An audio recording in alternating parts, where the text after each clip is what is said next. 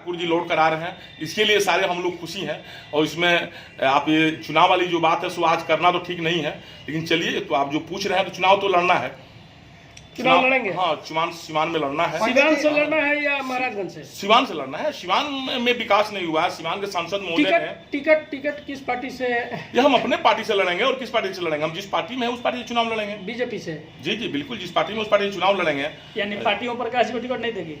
देखिए, वो तो सारे लोग यहाँ से जो भी सर्वे गया होगा सो पता लग गया होगा पार्टी किनको टिकट देगी। वो तो अब जब चुनाव आ रहा है उसमें पता लग ही जाएगा ना किनको टिकट नहीं मिलता है बीजेपी से तो भी चुनाव लड़ेंगे। देखिए, निगेटिव सोचने वाले हम लोग व्यक्ति नहीं है, हम लोग आशावादी व्यक्ति है, निराशावादी व्यक्ति नहीं है। टिकट मिलना है। जी, आप विधान पार्षद है भाजपा से, ऐसी क्या नौबत आ गई कि आप लोकसभा चुनावी सवाल उतरने को तैयार हैं? देखिए, सीवान की जनता की जो मांग को देखते हुए, सीवान की जनता की जो अपेक्षा को देखते हुए उन्होंने सीवान की जनता को सिर्फ ठगा। सीवान का एमपी का पैसा, हमको लगता है कि आज़ादी के बाद ये पहला बार हुआ होगा कि सीवान का एमपी साहब अपना पैसा दूसरे जगह दूसरे जिला में कमीशन के चक्कर में बेचे होंगे। ये सिर्फ आज़ादी के बाद पहला सीवान में हुआ होगा, पहला ऐसे सांसद महोदय हुए हैं।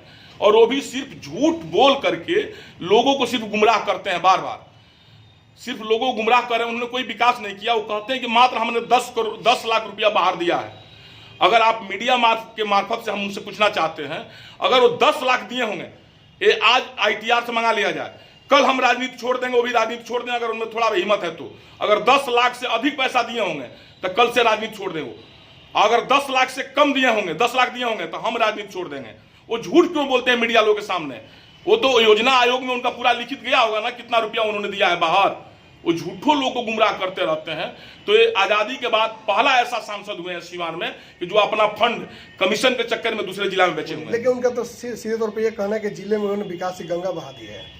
वो तो सर सीवान की जनता सारी देख रही है। जिन्होंने गोद लिया, उन्होंने जो जाकर के जीरादेई का, जिन्होंने माननीय प्रधानमंत्री महोदय ने कहा कि हर सांसद एक एक जिला का गोद ले लें, तो उन्होंने अपना फंड का पैसा अगर जीरादेई में पूरा लगा दिए रहते तो जीरादेई की तस्वीर आज कुछ और रहती।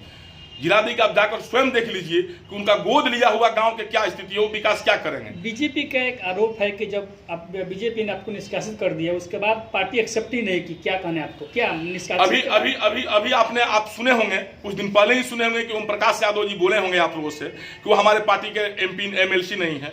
फिर एक दिन आप ही लोग मीडिया के सामने बोले हैं कि नहीं वो हमारे पार्टी का MLC है और हमारे माननीय है, हमारे MLC हैं वो पार्टी के। तो कैसी बात को आप कह रहे हैं? अभी हम तो उस टाइम भी कहे थे, आज भी कहे थे, लेकिन निष्कासन का भी कोई अगर चिट्ठी हो तब ना एक्सेप्टेंस का चिट्ठी होना चाहिए।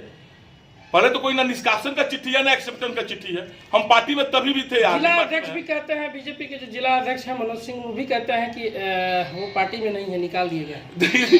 कौन क्या कहते हैं लोग? अब हर के विषय में बात करना हमको नहीं लगता अच्छा लगता है। पार्टी के जिला अध्यक्ष हैं आप, तो हम तो हमने उस टाइम भी कहा और आज भी कहा कि अगर उनका निष्कासन का किसी के पास कोई चिट्ठी हो तो हमको वो लोग दिखाएं भाई कि आप पार्टी में नहीं है। वो लोग कभी कहता है कि आप पार्टी में नहीं है, कभी कहता है आप लोग पार्टी में हैं। तो हम तो पार्टी के हर कार्यक्रम में शामिल होते हैं, हमको हर पार्टी में हर जगह बुलाया जाता है। वो अभी आपके 10 दिन पहले, 1 महीना पहले MP साहब बोले हैं, आप लोग मीडिया के सामने बोले हैं ना कि वो हमारे पार्टी के माननीय MLC हैं। तो ये 1 महीना पहले की बात है सर, 1 महीना पहले की बात तो कोई बात नहीं हुई ना। उनके द्वारा ये आरोप लगाया तक आप कहीं और से गाइड हो रहे हैं। देखिए, जो आदमी सीवान की विकास की बात करेगा, जो उनका पोल खोलना चाहेगा, उन पर ये दोषारोपण हमेशा वो लोग लगेबे करेगा। और क्या करेंगे क्या, और उनके पास है क्या लगाने के लिए, तो जरूर कहबे करेंगे ना आप दूसरे जगह से गाइड हो रहे हैं। हम क्यों दूसरे जगह से गाइड होंगे? एक अहम सवाल है कि आप बीजेपी के ही यहाँ के MLC हैं, तो क्या आपके वरीय अधिकारी से बात हुई है क्या कि बीजेपी के चुनाव लड़ेंगे? ऐसा कोई आश्वासन मिला है क्या आपको? देखिए, हम ऑथेंटिक व्यक्ति हैं, बगैर आश्वासन किया, बगैर बात की हम थोड़ी आपसे कुछ बात कह रहे हैं। हमको चुनाव लड़ना है। और अगर हम भाजपा टिकट नहीं देती तो फिर आप क्या करेंगे? देखिए, पहले भी कहे कि नहीं देने के प्रश्न कहां से आप कह रहे हैं कि भाजपा नहीं देती है तो फिर पार्टी की बात होगी, पार्टी से फिर हम बात करेंगे, पार्टी जो आदेश देगी सो हम करेंगे। मैंने उसमें पार्टी छोड़ भी सकते हैं? नहीं, देखिए, वो पार्टी थोड़ी कहेगी पार्टी आप छोड़ दीजिए।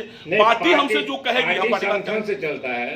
जीते अगर समय- पार्टी ओम प्रकाश यादव को अपना उम्मीदवार बना देती है तो ऐसी स्थिति में आप पार्टी के विरोध में जाएंगे नहीं या तो ओम वो तो प्रकाश देखिए यादव का देखिए समर्थन करेंगे? उसमें सीवान की जनता की जो मांग होगी, पार्टी के वरीय पदाधिकारी लोगों के जो आदेश होगा उसका पालन किया जाएगा। सीवान की जनता जो हमको आदेश देगी और पार्टी के जो वरीय पदाधिकारी हमको आदेश देंगे, जो हमको कहा जाएगा उसका आदेश का हम तो ये पालन तय करेंगे। माना जाए कि टूना जी पांडे चुनाव लड़ेंगे? जी जी बिल्कुल, आज के डेट में तो तय माना जाए कि हम सीवान से सांसद का चुनाव लड़ेंगे और जीतेंगे भी, और एनडीए की सरकार भी बनेगी, एनडीए के टिकट से चुनाव लड़ेंगे।